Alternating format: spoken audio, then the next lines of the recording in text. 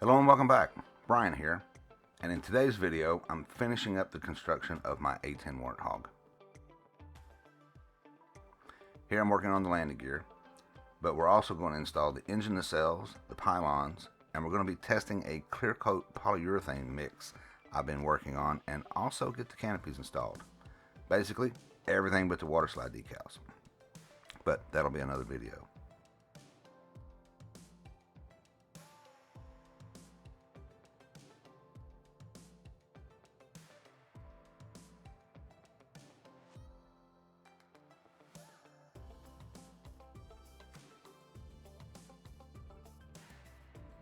The landing gear on this kit was a bit of a challenge, and there were several small parts that really didn't want to go together, and some of them didn't make sense. I mean, I looked at the drawings, I even looked at reference photos of the actual landing gear, and I can see where everything's supposed to go, but when you look at the actual plastic parts, in some cases there was no indication where one thing was supposed to connect to the next. I mean, basically I ended up just gluing one piece of plastic on top of the other.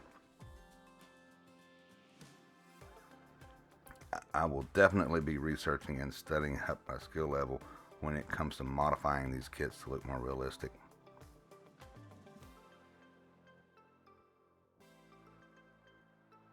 While I do recommend this kit, and I've had a lot of fun building it so far, there are several areas that will need some modification. I think primarily due to the age of the mold itself.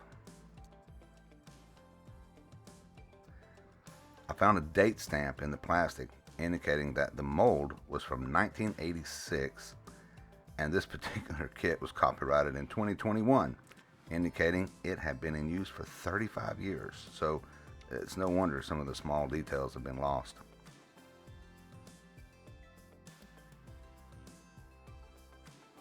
The part that gave me the most trouble were the door actuators. There's a spot indicating where they're supposed to connect to the door, but it seems that time had utterly obliterated where they were supposed to connect to the strut. I got them on there, and it's okay, but you don't want to look at it too close.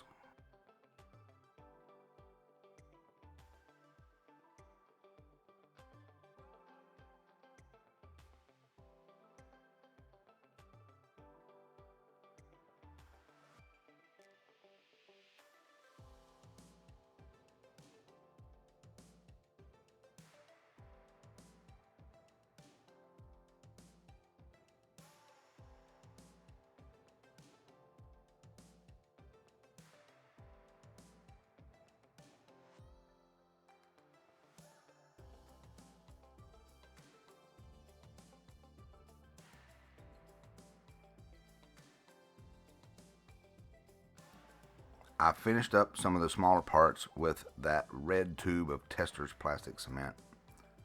For applications where you want it to be immediately tacky so it holds in place, but still leaves you some working time, it proves very useful.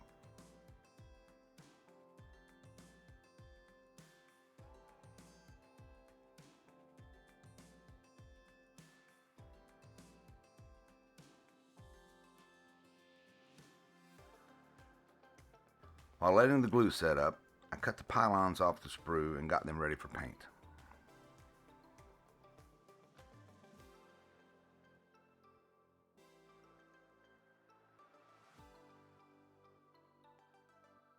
I don't know if I mentioned this previously, but for this model, I decided to leave the small parts on the sprue and prime the entire sprue, which had some advantages and disadvantages. One advantage was I didn't have to get the primer out after gluing up each subassembly, and the disadvantage was there was primer where I needed to put glue, so I had a bit of scraping to do. In the life of the kit, these are minor problems, but it still got me to thinking about how I go about organizing the kit prior to starting it. Some of the things I need to give more consideration to are the subassemblies and the paint colors needed. I missed several of the small pieces that needed to be pre-painted before they were installed, so on the next model I'll be paying closer attention so that we can also batch the colors and not have to clean out the airbrush quite so frequently. This is a thing. When you're mixing a custom color, you need to make sure you're mixing enough to get through the entire model.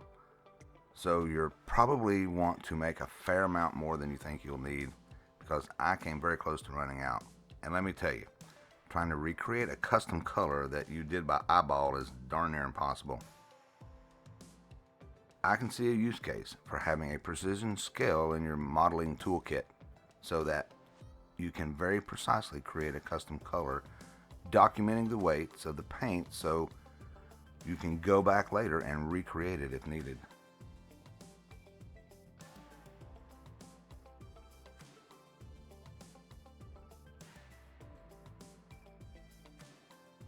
Here, I'm masking off the landing gear bay and strut and giving them a coat of white semi-gloss. And then I rinsed and repeated on the other side.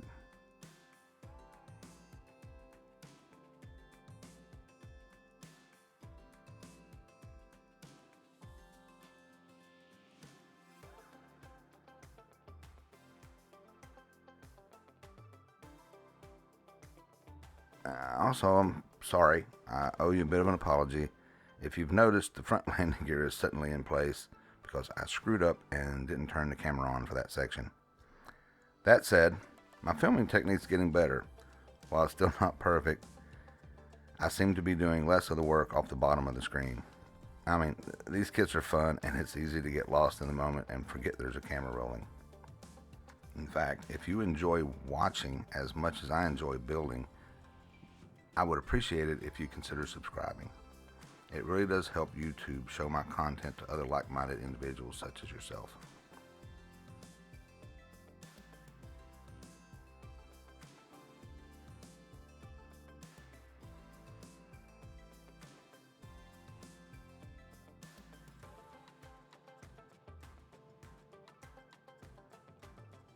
After painting the cannon and installing the access panel, it was time to finish the front landing gear, or I think they call it the nose gear.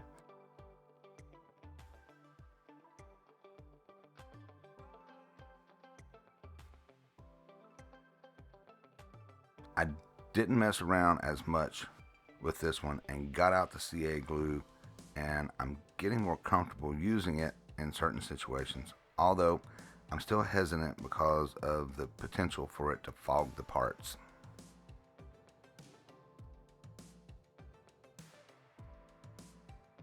I'm using accelerator spray, but it's quite a broad application and it's hard to put it exactly where you want it. I mean, it just sort of floods the whole area.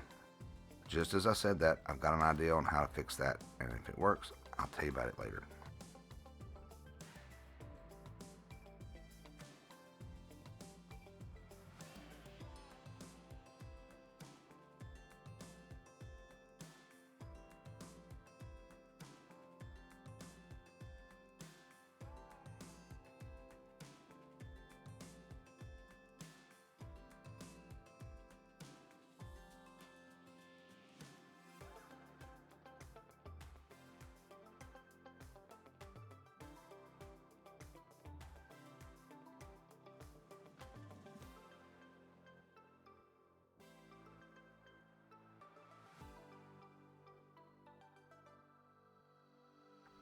After a couple more details on the bottom, we move on to the engine nacelles.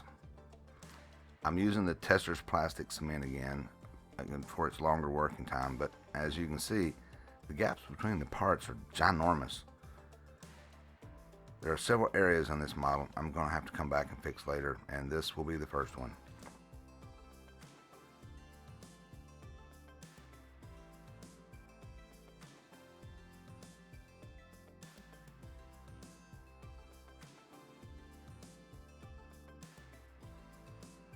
Here's an excellent example of planning ahead, and I can see how this comes with experience of doing these kits.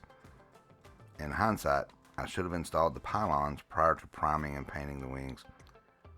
That said, it wasn't the end of the world and they went on quite nice, and I was able to touch up the paint around them later and it looks pretty good.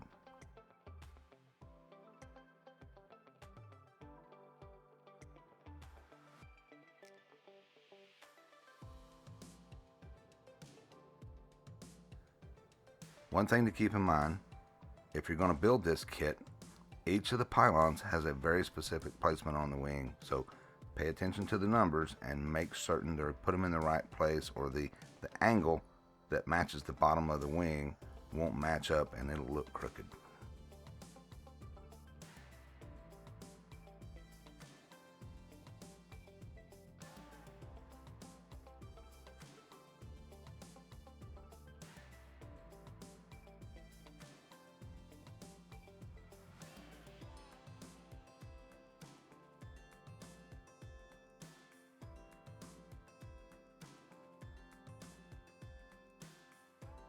I again got out the CA glue to put on the vertical wings, and with that, it's really starting to look like the A10s I remember from my military days. I'll tell you a quick war story about the A10 and why I wanted to build this kit. It was during the first Gulf War, and I was attached to the 3rd Armored Division, and we were moving forward through Iraqi defenses, and every so often our convoy would stop, and we would see anti-aircraft fire going up off in the distance, and then suddenly a streak of light would come out of the sky like a laser beam, and then suddenly, no more anti-aircraft fire.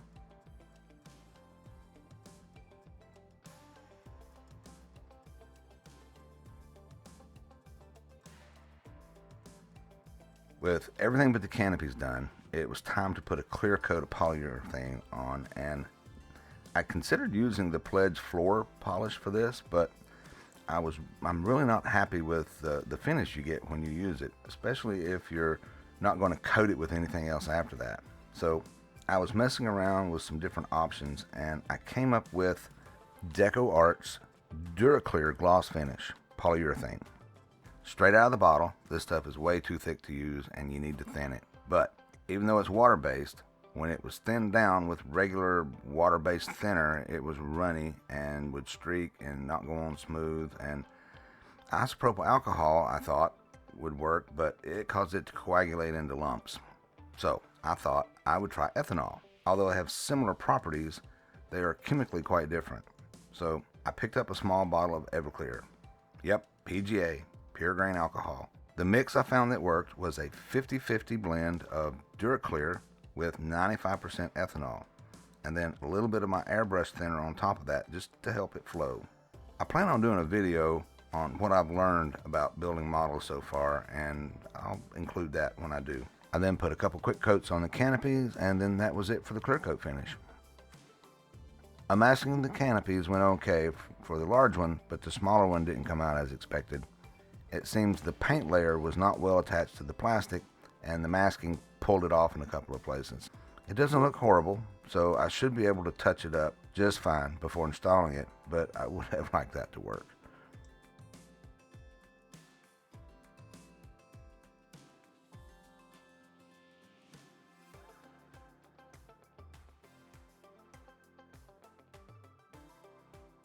Unmasking the cockpit was a little like opening a present, and now I get to see the thing as a whole.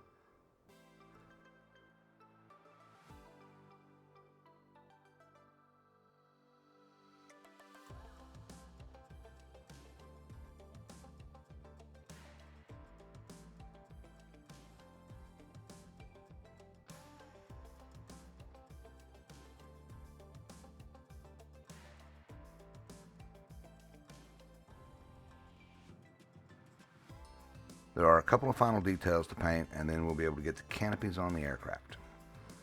Here I'm using a fine detail brush with the Tester's Flat Black, then with just a few drops of my polyurethane mix, just to slightly lessen that matte finish and bring out some of the details.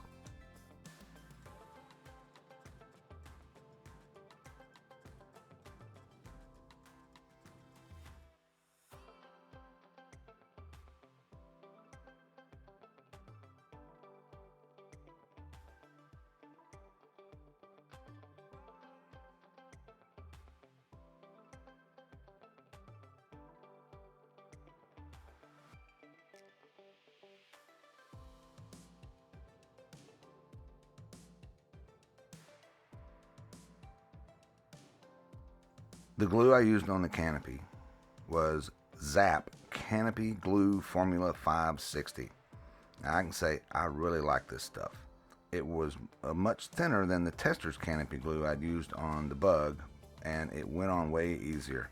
If you got a little too much on it, it was thin enough that when it dried, it just disappeared into the background. And at least for the moment, this is going to be my glue of choice for clear parts.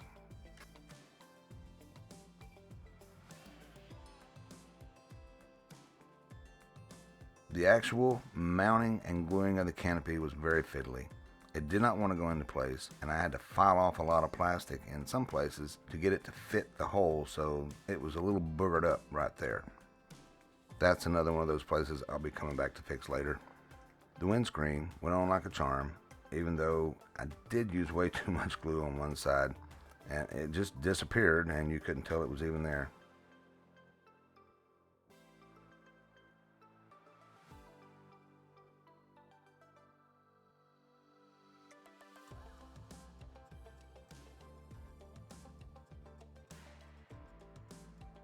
Well, there you have it. The model is built. I'm going to come back and do a separate video on the decals, because if you've watched any of my other videos, you'll know that they are my nemesis at the moment. That said, I have invested in some microsaw and microset, and we're going to be giving those a try and figuring out how to apply those correctly so that they look like they were painted on. Thank you so much for watching, and if you've followed along with the series, thank you very much for sticking with me. The playlist is on the left, the next video will be on the right, and there's a subscribe button right there in the middle, and I would really appreciate it if you'd consider subscribing. Thanks again, and remember, doing it wrong is how you learn, and I've learned a lot.